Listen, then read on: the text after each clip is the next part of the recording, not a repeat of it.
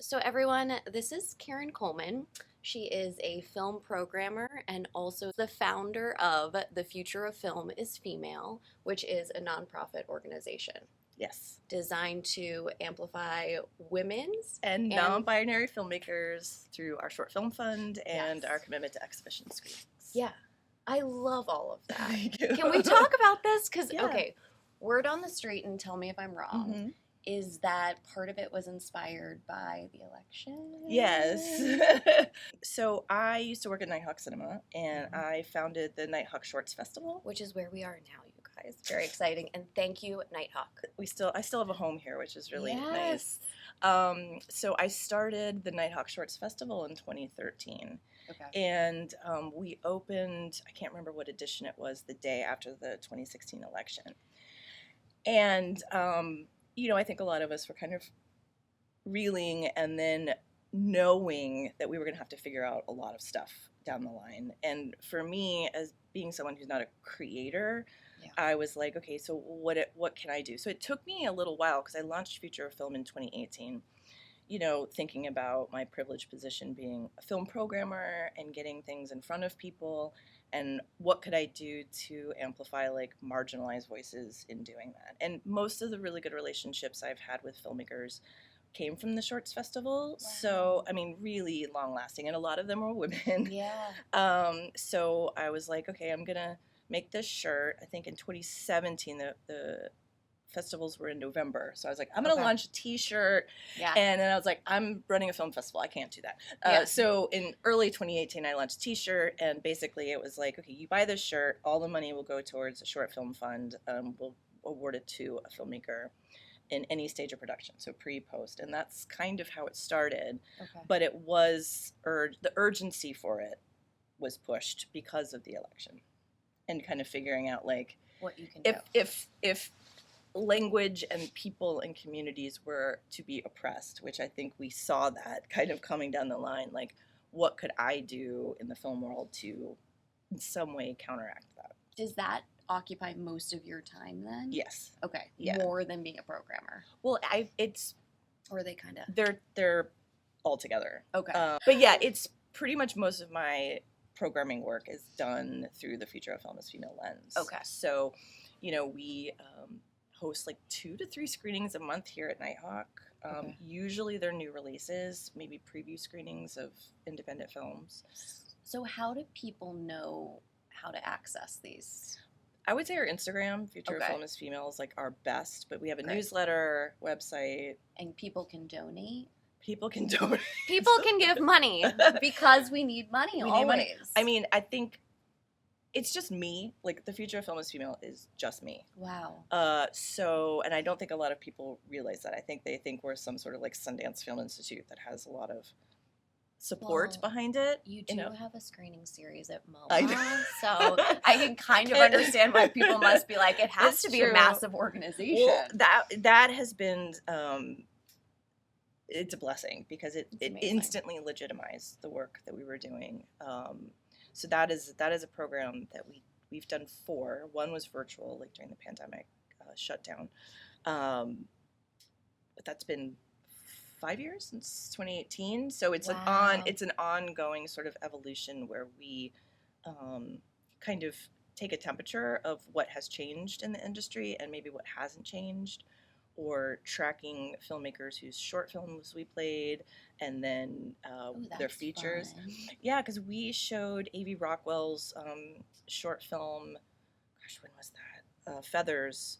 I can't remember how long ago it was, but we showed A.V. Rockwell at the very first Nighthawk Shorts Festival in 2013. Wow. And so to see her with like 1001 yeah. winning Sundance, I think it's one of the top 5 films of this year. Like, I think it's so Yeah. wonderful to show that at like this last summer's MoMA Yeah. 2-week screening was really an honor. It's like to track those people's successes, or That's huge. we showed a preview screening of Nia DaCosta's Little Woods for our second MoMA series, and then to see her Oh my god. do this work with Candyman and then the Yeah. Marvels, and That's so exciting. it's so like, so I always say, like, if you want to see what's coming up next, Yeah. like, we're really trying to do things with distributors or filmmakers who don't have distributors, like That's before it hits. okay. That's what I was going to ask you. So these people that you help exhibit their films, like here at Nighthawk or streaming or at MoMA, are you trying to help them like get it sold to a streaming service? No, I mean, I if I had resources to do that, Yeah. I mean, a dream of mine one day is to get more into distribution, because I Okay. feel like there's a lot of really great films Yeah, at film festivals. Like, we kind of say that our organization is the Now What, because you do see more gender equity in film festivals, but that doesn't necessarily translate into distribution or marketing for the films. I'm glad that you say that because I feel like you see that a lot. A lot. Like you're seeing these festivals care about it because artistically and creatively people recognize that, Yeah. you know, it's important, but then is that translating to the films that the majority of Americans are seeing in theaters?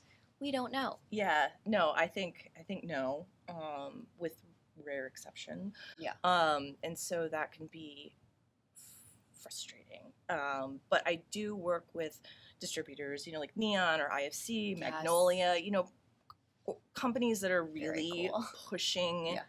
new voices, and they are doing things with first films, and so we work together on those. But I certainly will show a film there's a really small company here called Decanalog, and they do distribution of international titles. Oh, wow. Independent international titles. So Okay. like really cool, weird stuff that you really aren't going to see anywhere else. And so Okay. we work with them a lot, showing like these German student films or films. Cool, They're yeah. really, it's kind of runs the gamut. But like that. those are the things where it's like, come see this, because you may never see it again. So at what point, let's say a female filmmaker is getting ready to do a film, at what point do they come to you and submit their idea? Like, do they have to have footage already shot? Do they have to have a script? Like, at what point Yeah. do they need to come to you? Well, it depends. So we have a grant 2 times a year, Okay.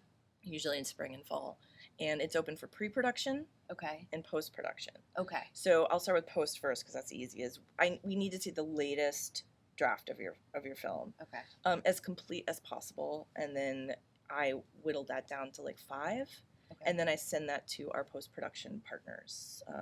So we have 3. One is a sound post-production company called Herd City, and then we have 2 post-production color houses, Nice Shoes and Irving Harvey. Wow.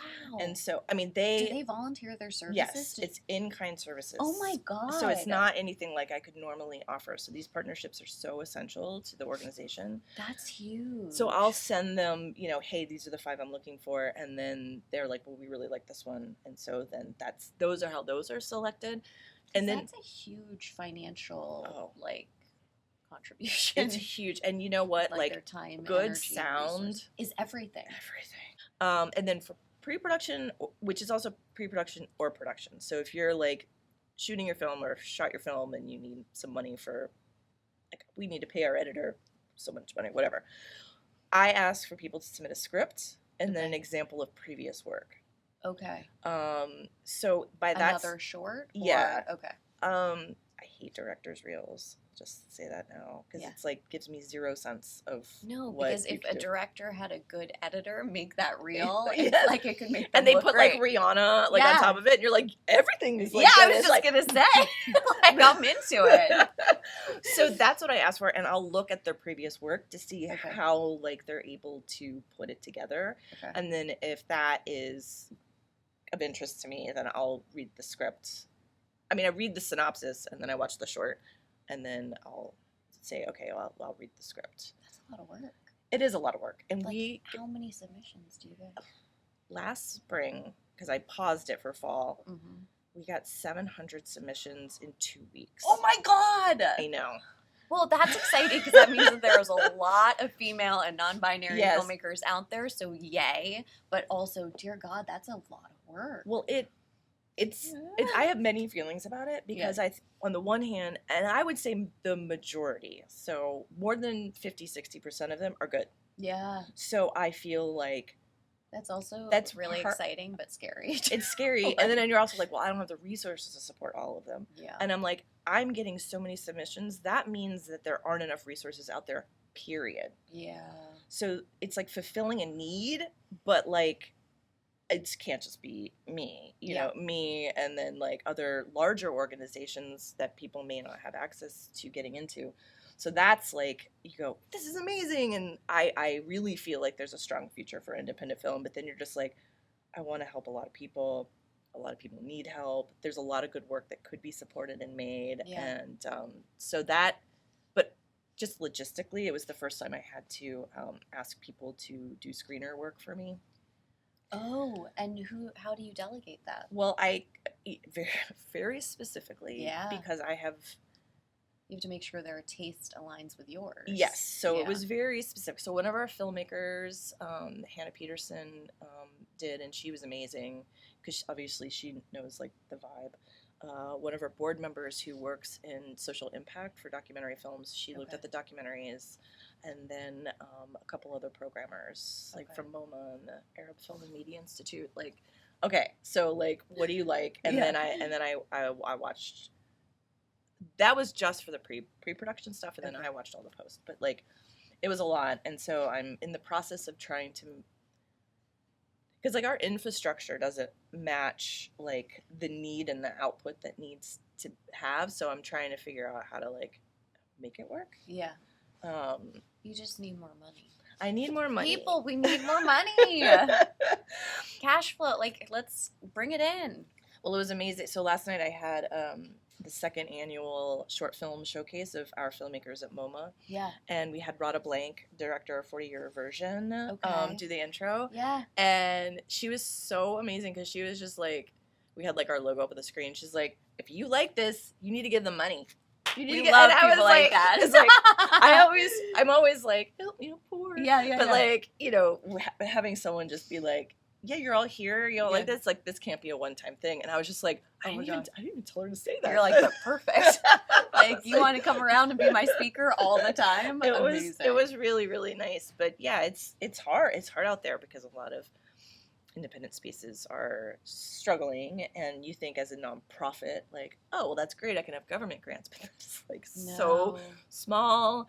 And you either have to have like an operating budget of like 1 million, 2 million a year, or, you know, because we give grants, grant funders don't want to give us grants. So it's like, we do have good support. Yeah. But it is like, it's. Are the t-shirts still for sale then? Yes. Oh, okay. So t-shirts too. And you can just give a blank check if you want. You can always, yes. We have a donation thing on our site. You could just like credit card us that money through Stripe. Yeah. Okay, great.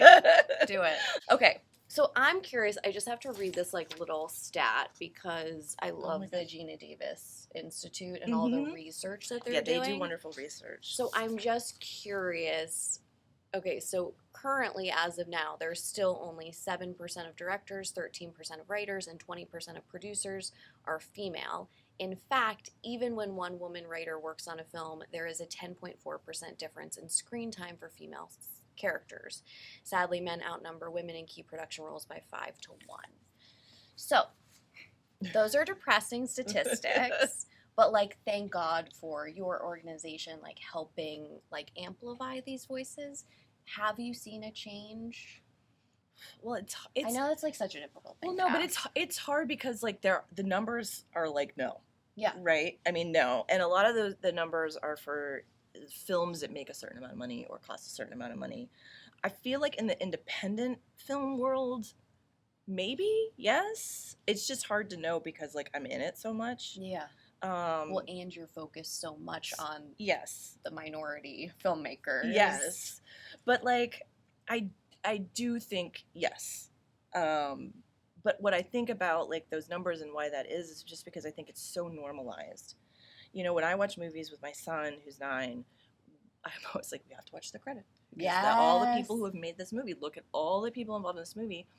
And it'll be like, I'm always clocking, like, there's not one woman who is not, like, a costume designer on this film. And it even happens now, where and I think it's more weird now, because you're like, there's no excuse for it. No, because we've called it out. Yeah. And it's just like, how can you just like have a film that's just so one-sided, you know? Yeah. And I think it's, you know, it comes from people working together for a long time, and they're working with the people that they know, and then it's like they're not opening up opportunities, and it's just this cycle, but it seems like now there's just no excuse. But I'm always, it's wild. Like if you watch it, or you'll watch it and you'll go, oh my God, I didn't realize. Yeah, how many Verna were. Fields edited Yeah. Jaws, you know, Yes. which is a movie made in the editing. Yes. So you go, oh, right, you know, and you look back at these histories of women who were in very male, like, you know, like this Scorsese and 100%. Coppola, like Yeah. that kind of new American era. So what do you think it's going to take to change that? I've always felt like money, Yeah. box office grosses. Well, that's why You know. Barbie was such a big deal. Yes. And Greta Gerwig. Like, that was so good for women. Yes. To just be like, oh, female-driven, female-led films do make a lot of money. And if you put money behind marketing them, Yeah, it will work. exactly. Because, you know, I mean, what did it outgross Oppenheimer? Like 3-1? It's distribution and it's exhibition. So it's the distribution companies and then it's cinemas saying like, okay, well, here's this new film, Savannah Leaf's Earth Mama. It's amazing. We got to put it in theaters, Yeah. a lot of theaters, and we have to have like a marketing push behind it. Now, I'm not really into comic book movies or Marvel movies, or I did see DC's Black Beetle recently. Blue Beetle, sorry, I don't know why I call it Black Beetle. Blue Beetle. And it's great, Yeah. you know, Okay. but it's also a wonderful film, mostly Latino, and like didn't get a lot of advertising. And so you have this really wonderful, interesting Wild. film, and you're just like, oh, I know why. Yeah. Like, I get it, you know? Thank you so much for doing You're welcome. this. Thank This you was for so having me. fun. I feel like we're just going to be like fast friends. Yes. Oh, now we're going to go watch Real Housewives, folks. So See you. thank you so much. You're welcome. Um, I really wish we could just go watch Real Housewives. oh my God. Like I actually- right here.